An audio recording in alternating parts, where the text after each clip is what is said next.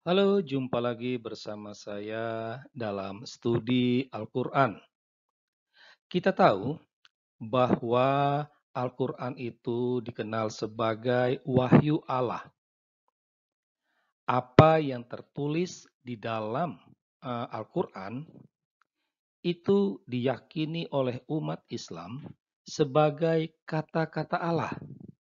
Ya, jadi Allah berfirman, Muhammad mendengarkan, lalu ditulis apa yang didengarkan oleh Muhammad.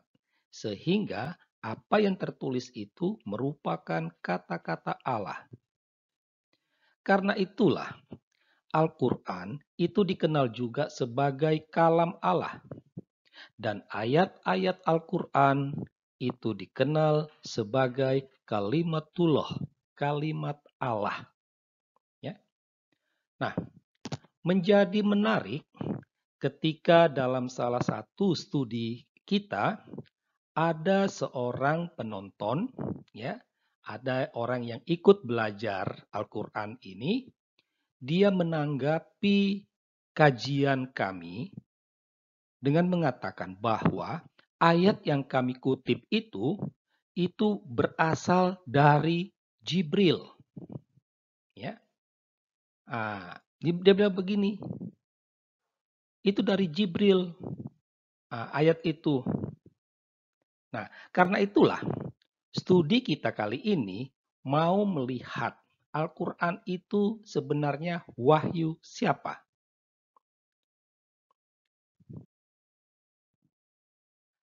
Dari pertanyaan atau dari komentar peserta studi kita itu, secara implisit, ya, itu tampak adanya pertentangan dalam Al-Quran.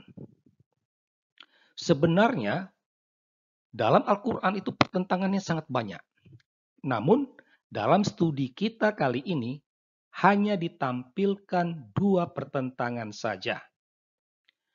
Yang pertama, pertentangan Al-Quran itu langsung atau bertahap. Ya, nah ini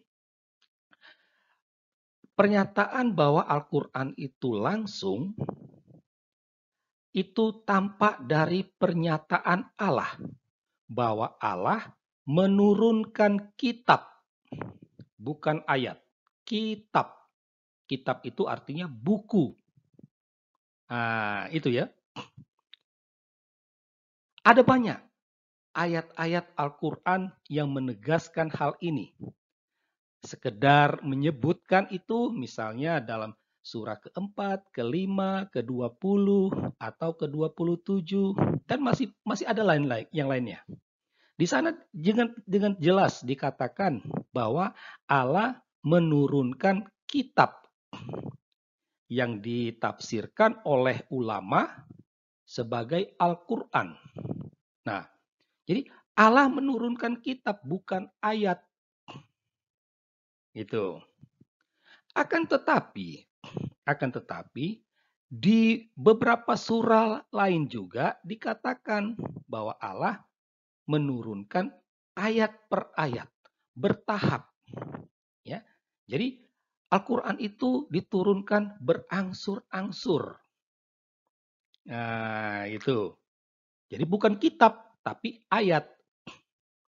Hari ini ayat sekian, minggu depan ayat-ayat ini, bulan depan ayat-ayat ini.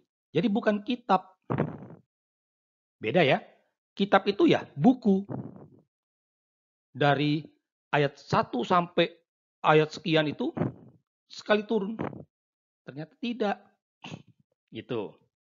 Nah, dasar bahwa Al-Quran diturunkan bertahap itu dapat ditemukan di beberapa surah. Misalnya surah ke-25, 76, 17.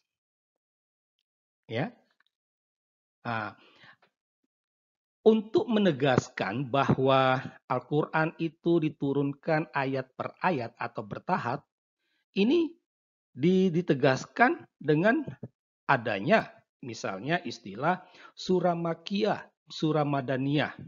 Surah Makkiyah itu artinya surah-surah yang turun di Mekah. Sedangkan surah Madaniyah, surah-surah yang turun di Madinah. Ya, artinya wahyu Allah atau ayat-ayat yang ada yang turun di Mekah dan ada juga yang turun di Madinah. Nah, ini mau menunjukkan bahwa Allah tidak menurunkan sekaligus langsung. Dengan kata lain, Allah tidak menurunkan kitab, tapi ayat. Penegasan lain itu ada ilmu dalam Al-Quran itu asbabun nuzul.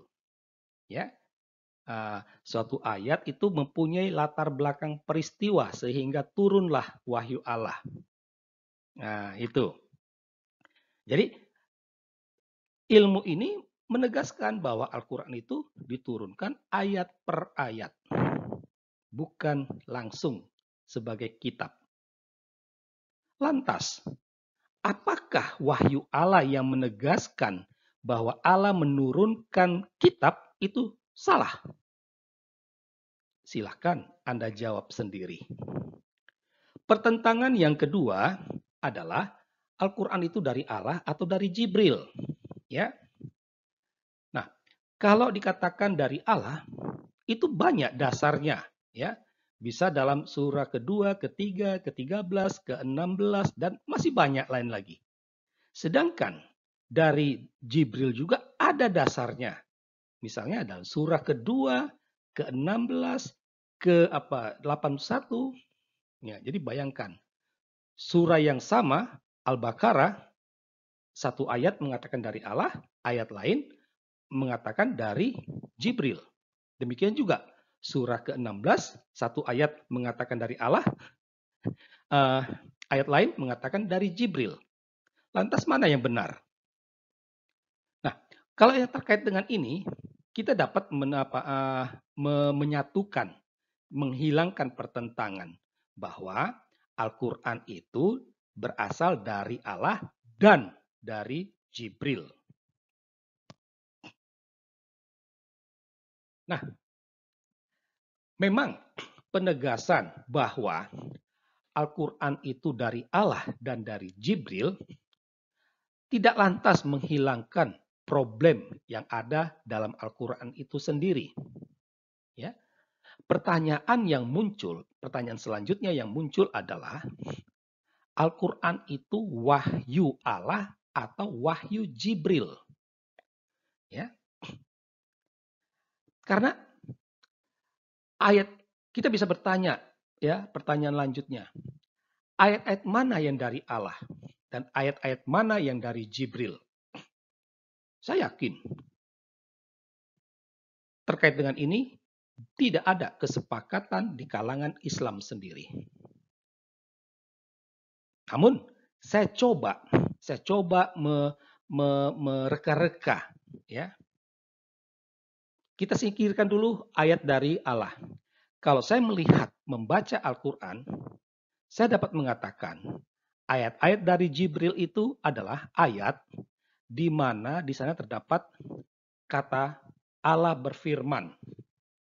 Atau juga ayat yang menggunakan kata ganti dia untuk Allah. Ya. Nah, jadi ayat yang diawali dengan Allah berfirman bisa dikatakan itu dari Jibril. Lantas ayat-ayat yang menggunakan kata ganti dia untuk Allah itu juga dari Jibril. Berarti selebihnya itu dari Allah. Ya. Nah, namun ini juga belum menyelesaikan persoalan. Apalagi terkait dengan ayat yang menggunakan kata ganti dia. Karena kalau ditelaah secara logis dengan alat bantu ilmu bahasa, dengan membandingkan Jibril itu sebagai utusan Allah yang bertanggung jawab menyampaikan pesan, menyampaikan kalimat Allah, maka bisa dikatakan bahwa ayat-ayat tersebut bukanlah wahyu Allah, tetapi wahyu Jibril. Karena yang disampaikan oleh Jibril itu adalah kata-katanya, bukan kata-kata Allah. Demikianlah studi kita terkait Al-Quran itu wahyu siapa? Jawabannya jelas. Sekian dan terima kasih.